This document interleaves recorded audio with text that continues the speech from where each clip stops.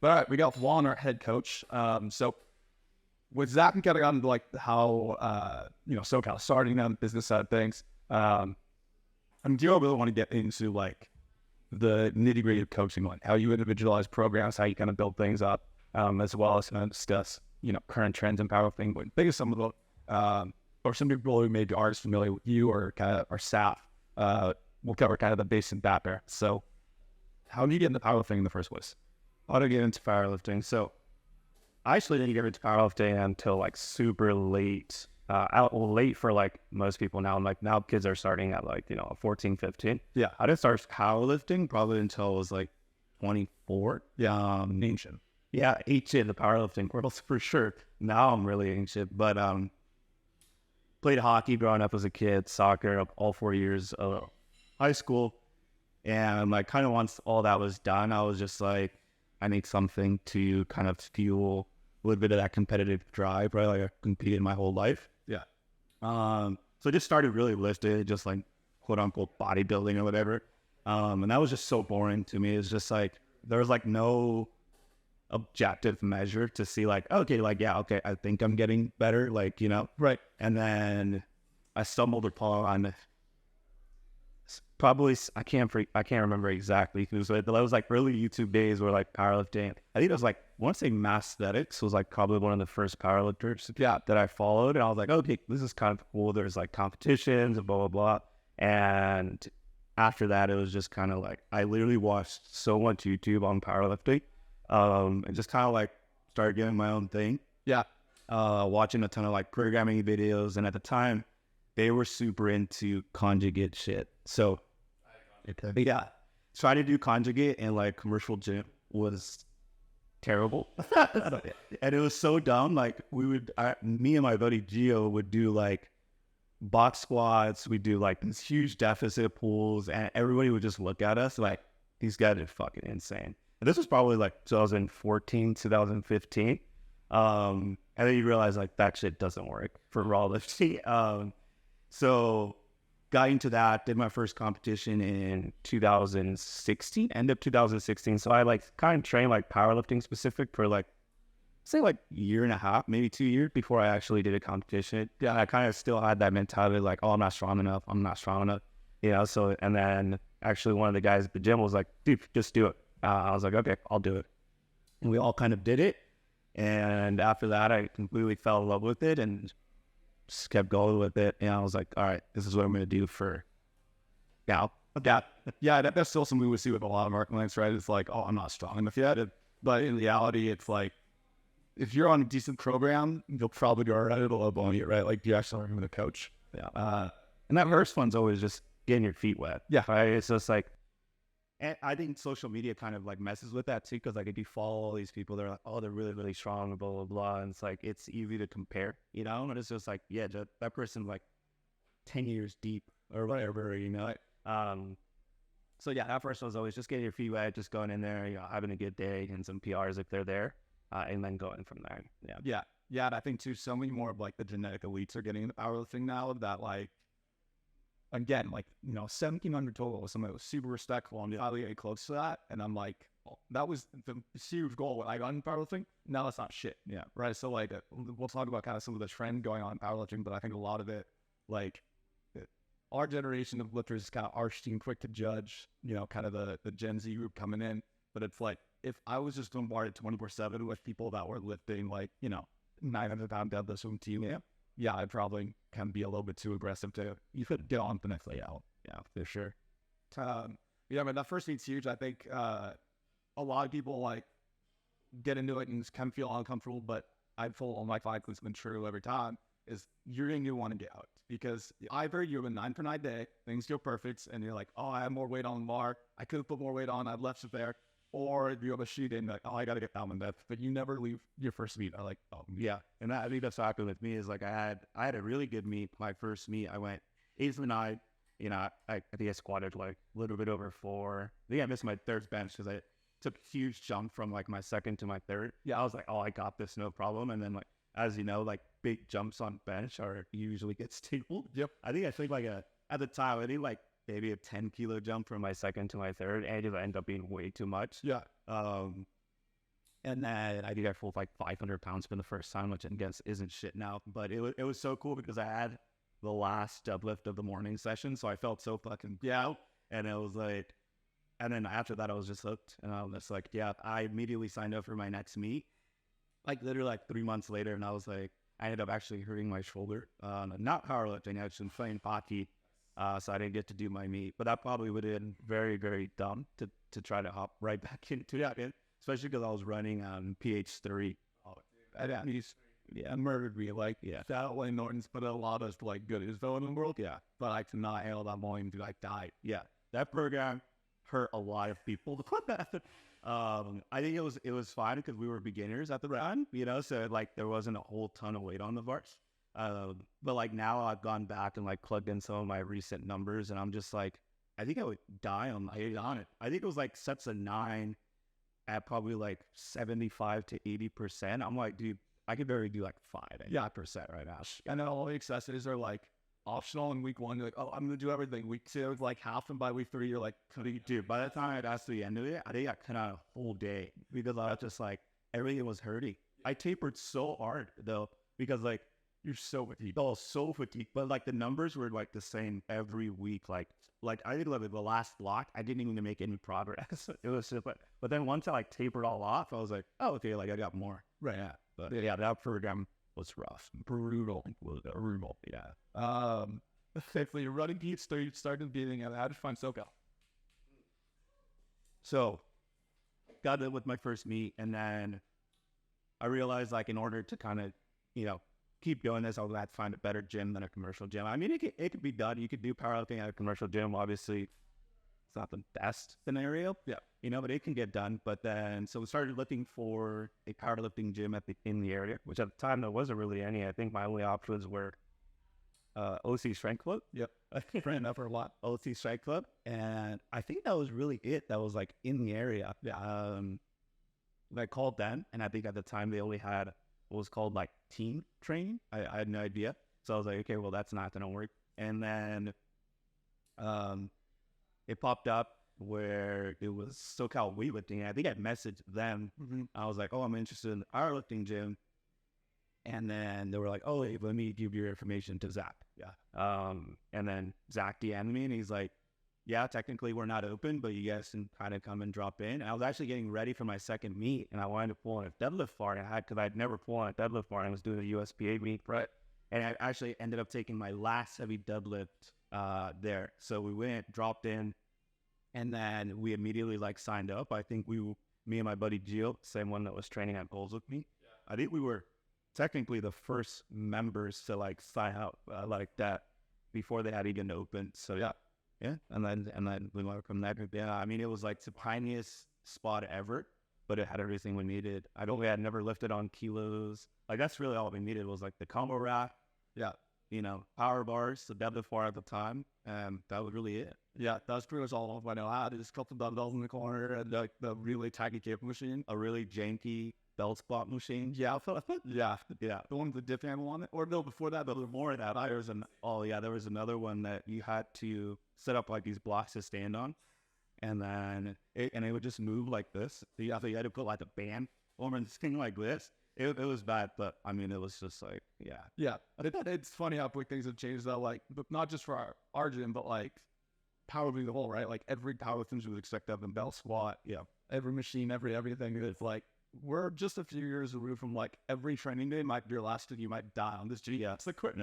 I mean, if I walked into this, like, you know, when I was looking for a powerlifting gym, I would have been like, holy shit, yeah. But even with the small space, I was like super happy. Also, too, was like we have to deal with a bunch of just like random people at commercial gyms, and just like, yeah, and people just hated us there. They didn't need powerlifters. They like your bags or like your chalk. Like it was just a mess, and like we were probably like on the verge of getting kicked out there of the tent. So you were just like, it came at a perfect time. Yeah, that's it all came at a perfect time. Yeah, that's cool. And then as the story goes, we now have a much better, internship process for our coaches to get everyone on board. Yeah. As far as my understanding, the story goes that Zach literally signed someone up, realized he didn't have the capacity to take them, and panically looked to the corner, saw you doing rows, and went, Juan, you want to coach powerlifting? And then you got your first fight and took the job all at the same time. Yep.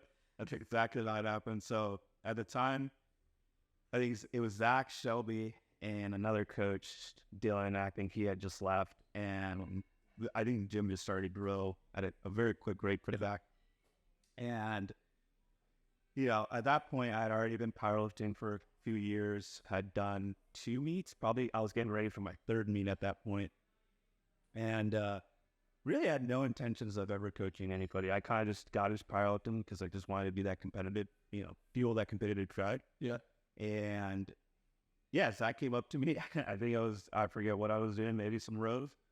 And he's like, "Hey, you want to clear some people?" And I was just like, I just kind of like hesitated a bit. And I was just like, I never really thought about it, to be honest. He's like, "Hey, just touch a few people."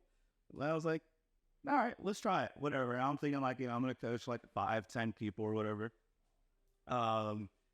And probably like 3 months later, I got like 30 plus people on our roster.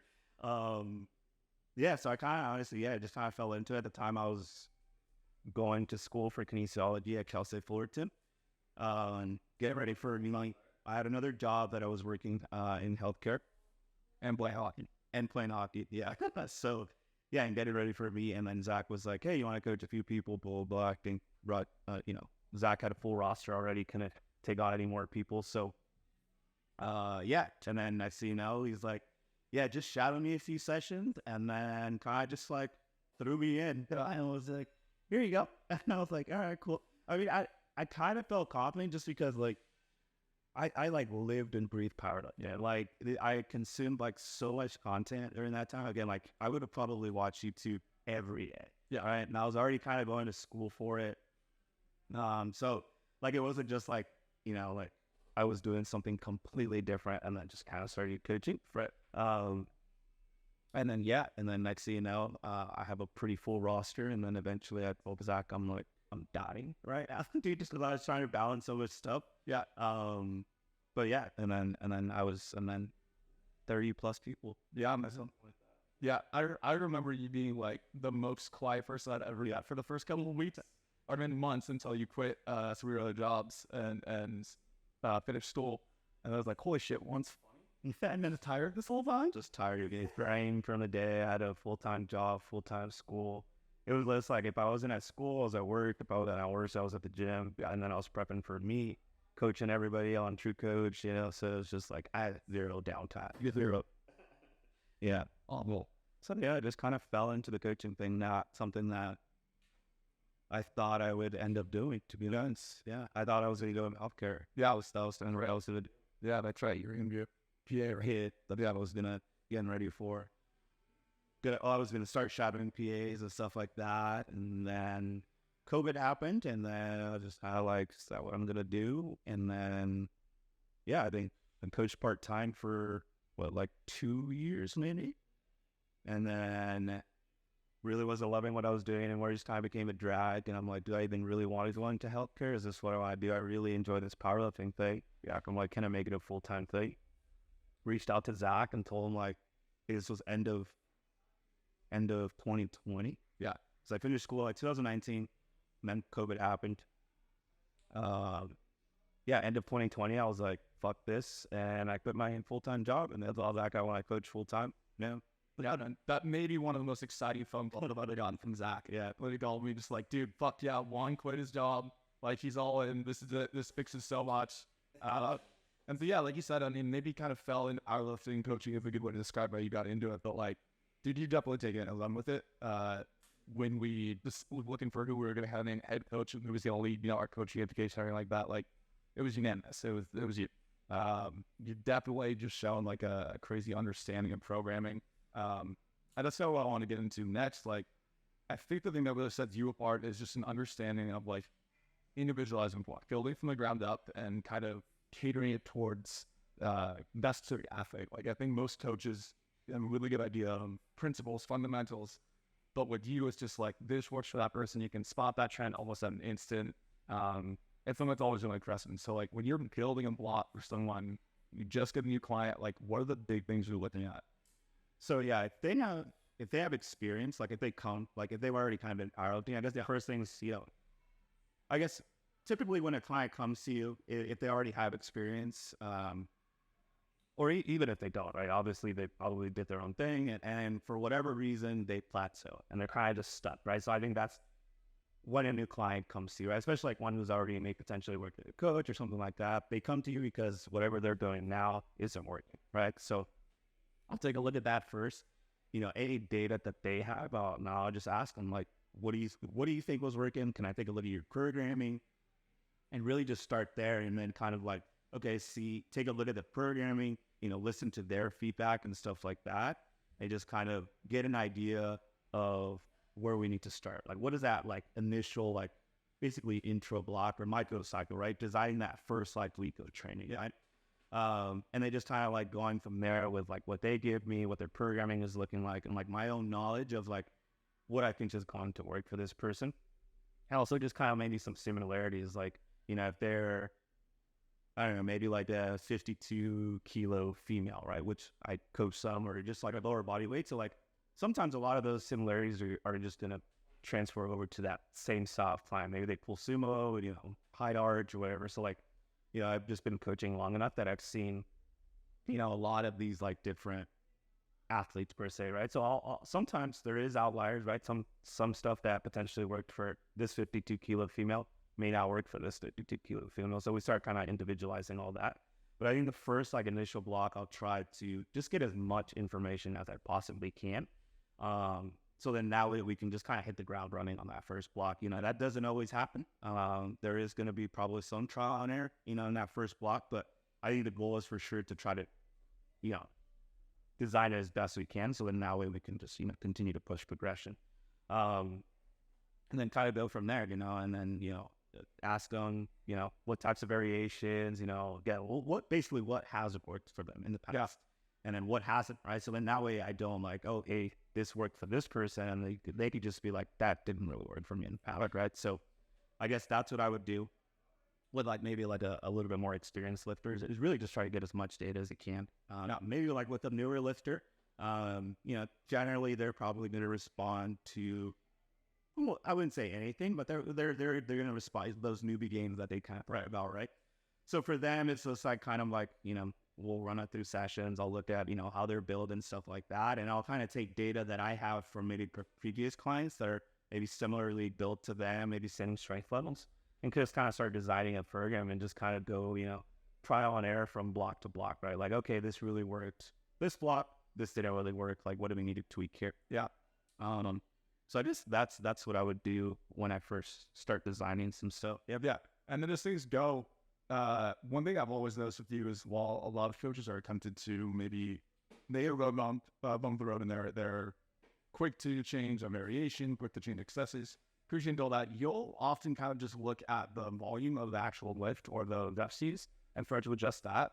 Because again, stuff's the most important, right? So I'm assuming that's why that's kind of your main objective. But what are you looking at to make that decision, and then deciding more sets, less sets, more reps per set, like how you make those adjustments? Yeah.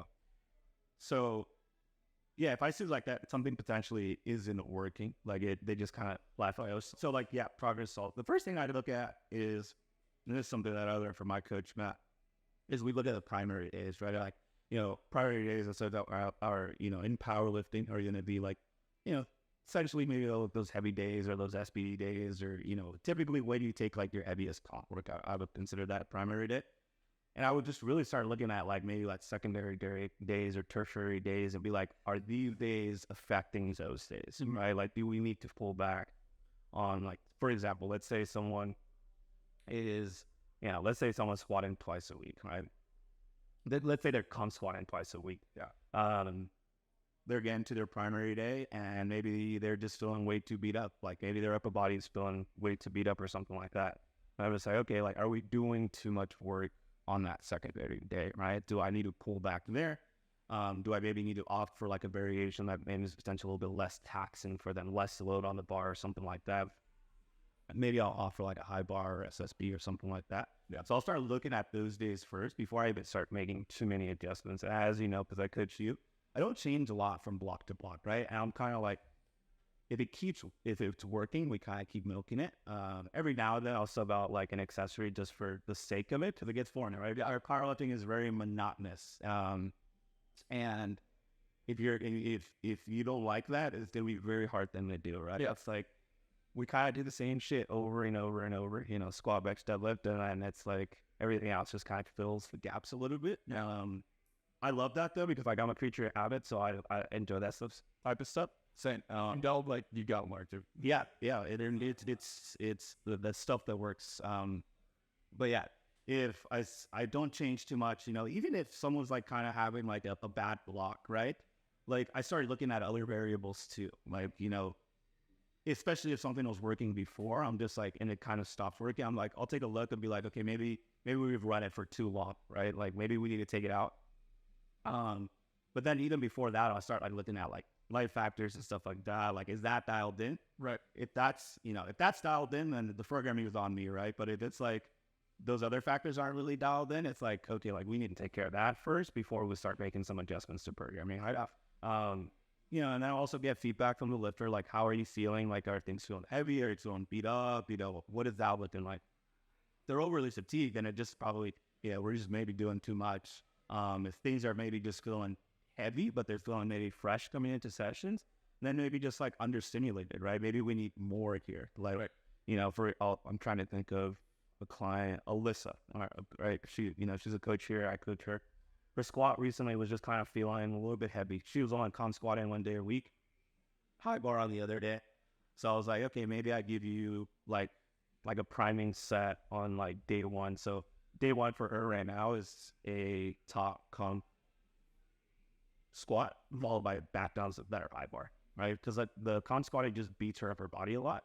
So I'm like, I'm just going to do just one set with the idea that hopefully that makes things feel a little bit better at her primary day, right? So she was a shock to be back in that low bar. Exactly, right? So she was like, I feel good coming into the session, but things just feel heavy. Right? So I'm like, okay, maybe that's just like a little bit understimulated. Whereas like if she told me like, oh no, I feel terrible coming into the session, then I just feel like, okay, like we're just doing too much right now. I need to pull back. So that's kind of what I try to like assess. Obviously, look at the programming. Are we doing too much? Are we doing too little? If I find that, if I think, we're in everything that we need to, then I kind of like start looking at like life factors like nutrition, sleep, hydration, all that type of stuff, and go from there.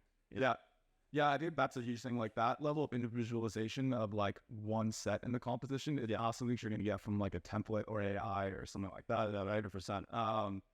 So like, I think a lot of people kind of don't understand that fully. We put out our fair share of templates, stuff like that, and it's a better option than nothing. But like, that individualization is huge. I feel a lot of it. AI is having a big trend in powerlifting right now. What are kind of your thoughts on it?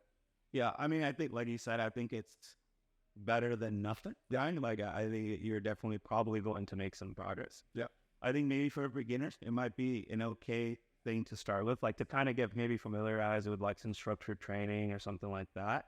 But I think, I've looked at AI and I've just seen some horrible stuff from it. Like, I thought I saw somebody post like a screenshot of a like 10 by 10, and I'm just like, no way, no fucking way. Like, I think it was like on bench, which is like, oh, I guess, like 10 by 10s. Oh. Yeah, I mean, by the time you get to that like 6 bet, like, and what kind of percentage are you working with that you're able to do like a 10 by 10? It's probably so low and so understimulating that it's just like getting me tired at that point. So it's just like, yeah, I think for maybe like, if you're new to powerlifting, like super green, maybe it might be good. But as you kind of get later into like your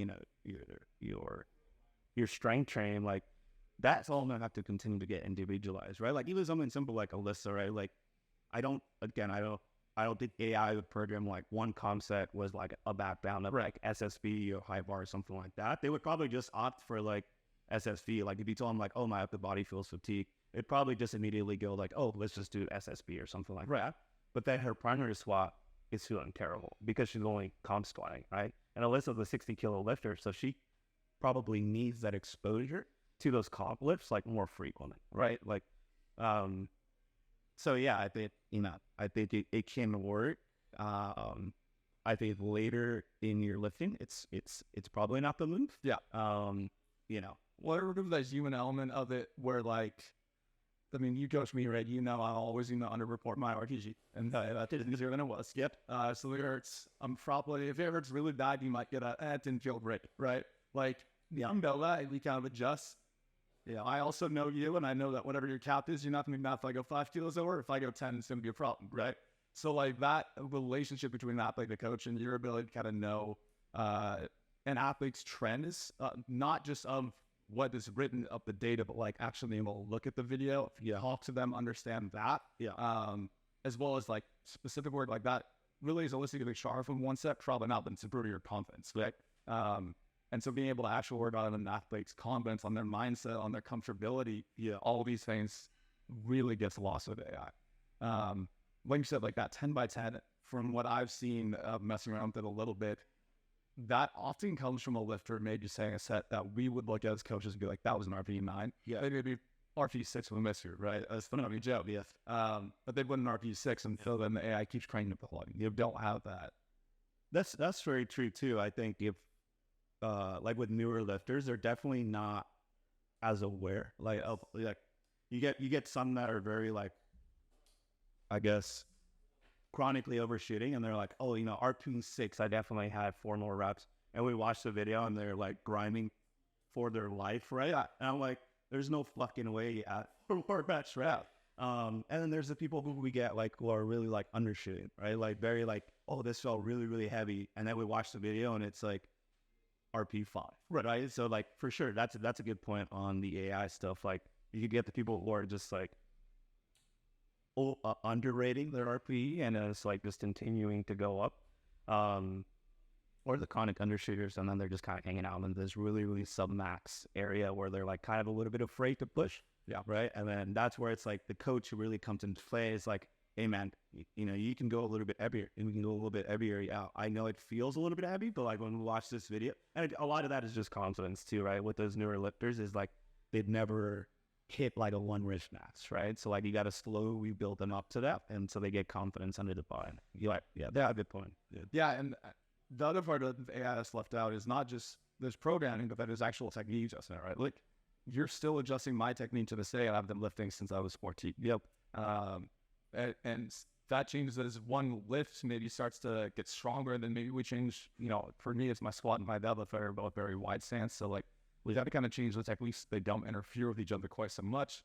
Things like that get completely lost. It's not even just like the getter's learning technique, which a lot go to templates or AI and never get that initial technique base. Yeah. But then as you get more advanced, you can't change that technique in real time.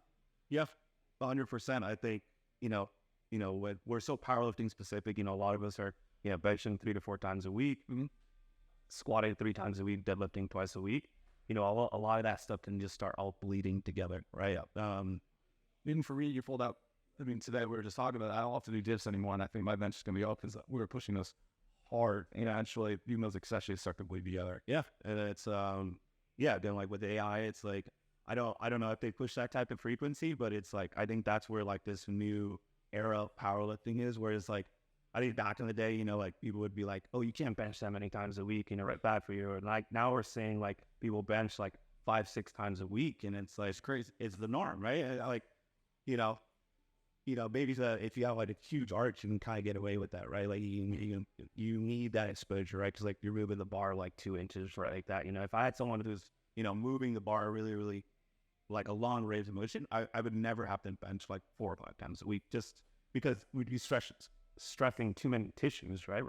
I bench 4 times a week, but I gradually built up to that, right? Like first couple of years of powerlifting, I was benching twice, because that was the norm. And then I got a coach who thought maybe potentially benching 3 times, would work.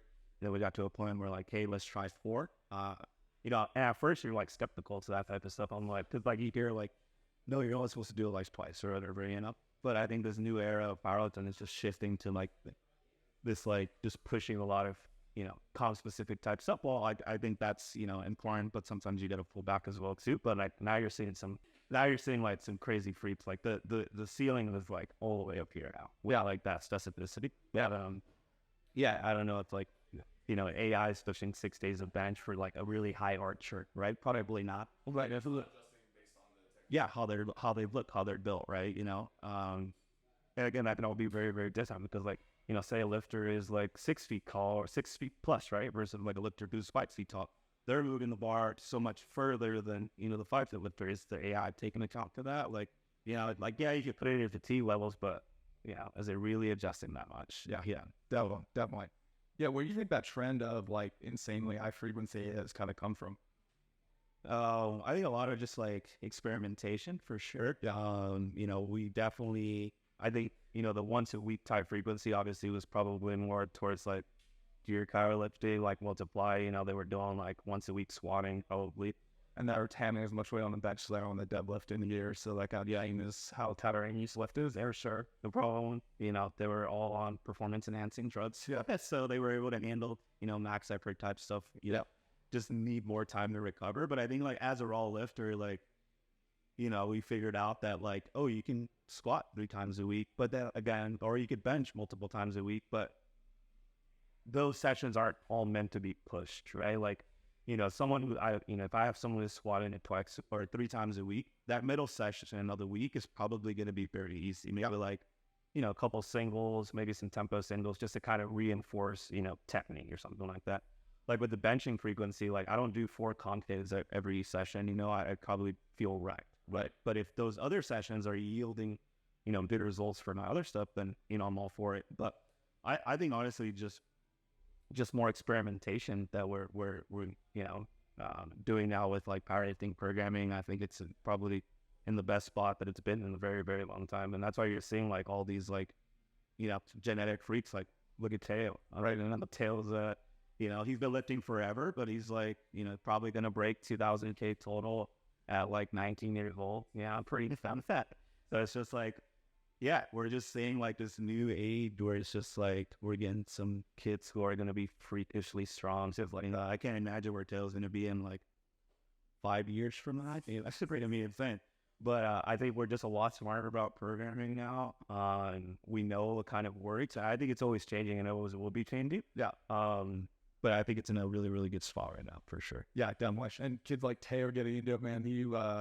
He turned me the other day to the gym. Taylor, he's super soft spoken, right? And turns to me and goes, "Hey man, when did you start lifting?" And I was like, "Oh, I'm like 14. What about you?" And he goes, "5."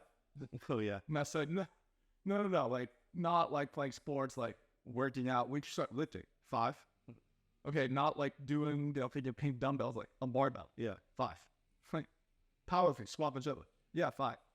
Like what fucking gym let you in at 5 years old, man? And he's like, "No, me and my dad would just lift in the garage. We had a squat rack in the bar in the garage. I've been training like pretty much daily since he was 5, dude." Probably his dad, dude. Yeah, that's gonna be me. Yeah, because like you're gonna be squatting. But yeah, I'll have more on there. I'm bringing a bar to the livers. Get him ready. Yeah. Yeah, man. He's a freak. I asked him when I was like, when the first time you benched 315? He was like, 7th grade. I was like, 7th grade? I'm trying to think like when I was in 7th grade, I didn't even know what a weight was. Right. But what was I doing? 7th grade. I mean, I was probably playing sports, but I'm just like, dude, 315. I benched like 315 when I was like 27. Yeah, I got pinned under an empty bar in 7th grade. I was 14, like this height, like $110. Yeah, and I had the swing some jack to come lift an empty bar off me at 24-hour fitness. That happened to me when I think I told you this when I tried to bench 275 for the first time. Yeah, was at a commercial gym. This was when I was still like not super powerlifting, like focused. Yeah, it was just like me and like a group of 5 friends, and we'd all do it 24 hours and just rotate and do literally incline, decline, flat. We'll just do everything, right? And I benched 225 for the first time. It moved well, like probably RP 8. I'm like, dude, I got 275, no fucking problem. So I took a 50-pound dump. And I was just like, I interacted and I was like, I went down and that was it. I had nothing, dude. And they just took it from me. Yeah, I didn't realize 50 pounds was a lot on them. Yeah. Well, dude, at least you weight on the bar. I was benching in the garage with my dad, taught me how to bench. And he had one of those old, I think it's a half-inch diameter bar. Yeah, the old, really small. And the bar's 20 pounds. And I didn't know that. So I think I'm doing, 40 pounds or whatever, the bar in 10s. And I get to 24-hour fitness. I'm like, okay, I'll warm up with the bar. Not knowing the bar's 45, my max. Yeah. It's so odd, man. Yeah, no. So, yeah, I mean, we're seeing a lot of just like freaks coming out of it because they're getting into it younger, right? Powerlifting has just blown up even from when I got into it, right? Like I got into it like 2014, 15, like now it's insane. Now you see powerlifters in like commercial gyms, whereas now or before you wouldn't even see that, but we were like the only powerlifters there. It was like me and like 3 other dudes. Yeah. And I got to do it with the 24 I grew up going to that one squat rack. Yeah. And now, I mean, I don't know now, but last time I read 5-6 years ago when there's like 70 larks. Yeah. Those were like us. And they knew like once we were on the power rack, everybody else was fucked. Because we were going to be there for 3 hours.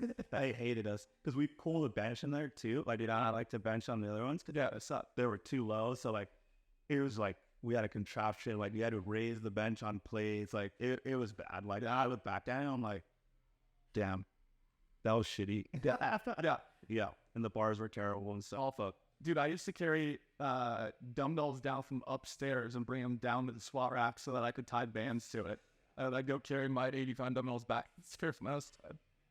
Yeah, that's a lot more common. I'm sure like now it's acceptable. Up in the commercial gym, maybe a little bit more. But yeah, I'm not out back then. But yeah, powerlifting's blown up. It's insane. It's awesome for the sport for sure. Yeah, I just went to high school nationals for the first time ever. I went with Teo and Nick. Yeah, and it was insane. Like again, that was like when I've been to nationals. You know, I'd never been to high school nationals. Yeah, and it's just insane, like how much the sport has grown. Like it was 4 platform meet. Like I don't know how many lifters were there. Yeah, but it was just like, dude, like there was so many powerlifters. It's crazy. It's awesome. It's awesome. Cool. Yeah.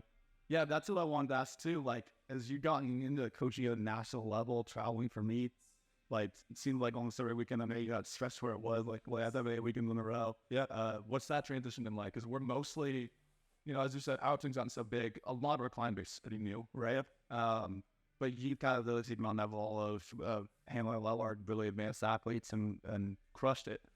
So what's that been like, kind of coaching at that elite level, traveling for meets, all that? Yeah. I think I had this conversation with Zach. I think the first nationals, you know, I had been to nationals. I think the big nationals for me was last year with taking Marina. Because that was the first time I was like in a prime time session. Right? So, you know, I've always dealt with imposter syndrome. I still deal with it now. I have this conversation with Zach.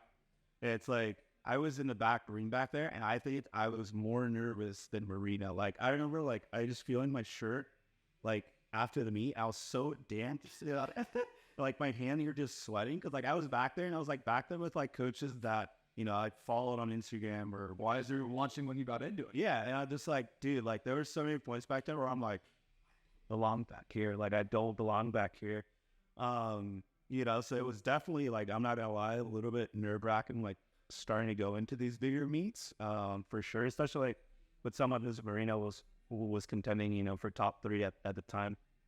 So yeah, definitely a little bit nerve wracking, but like I've definitely gotten a little bit more comfortable, and it's just doing it. Like that's the only way you're going to get comfortable with it, and you know, obviously making sure like you're what's the word I'm looking for, like prepared as you can be, right? to be there, right? Like I remember like, you know, like doing a ton of like research and stuff like that, like especially because like with Marina, it was going to be a battle, right? Like so we had to be like it's a different scenario. Like when you're at these meets, it's like it's not about like maybe hitting a PR on that bit, right? Like if I don't think it's there, like at a low for me, like yeah, okay, whatever, you know, go out, fuck it, we ball YOLO type thing. Like you know, even if the second didn't move great, you know, maybe you still take that 10 third up. But like when you're at these like bigger, like higher level meets, it's about winning, right? It's about placing as high as possible. And if that means, you know, taking a slightly smaller, you know, jump from your second to your third because that third is a little bit more risky, it's like, so like I just remember like watching like Marina's like list so locked on, like just looking at it, I'm like, all right, how much more does she have? And like, you know, obviously communicating with her like right after, I'm like, how much do you have? Like, this is what I think. You know, and obviously communicating that, and we made, you know, I think we made the right calls. Obviously, she took third that year. Yeah, just missed her last deadlift, was just a little bit too much on the day. You know, it dropped her from second to third. But that was a call we both agreed on. Like, hey, this is the right call. You know, you don't place anyway, go for the win. Yeah. So, yeah, I mean, I think just getting a little bit more exposure to it. You know, I've been to a couple nationals now. Even PA nationals, the Arnold and stuff like that. So I'm definitely feeling a lot more confident. But in the beginning, it was definitely like, I don't belong here for sure. Yeah. Going, yeah, we'll definitely keep doing more episodes with you and kind of get into the nitty-gritty programming. I actually want to like review like ChatGPT generated bluff and stuff like that. Oh, good. You tell you, yeah, they got it, something like that.